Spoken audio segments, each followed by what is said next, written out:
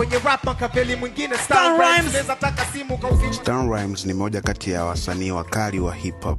Ana flow vizuri, anaandika vizuri na ana uwezo wa kutwist kulingana na beat imekujaje. Lakini pia ni moja kati ya freestylers wakali ambao mimi pia nawafahamu katika nchi yetu ya Tanzania. Kama moja ya wasanii ambao nimewahi kufanya nao kazi tukiwa studio, Stan Rhymes anasikiliza, yani ni mtu wa kusikiliza, lakini pia anatoa ushauri pale ambako anaona kuna uhitaji wa kutoa ushauri ili kutoa kitu kizuri. Ana mambo mengi na yuko very humble. Katika hii mixtape yake amejaribu kuja na ladha ile ya hip hop halisi, na moja kati ya kitu ambacho nimekiappreciate ni vile alivyofanya mchanganyo wa ideas mbalimbali za maisha, lakini akazileta katika muziki na kupresent katika mfumo wa rap.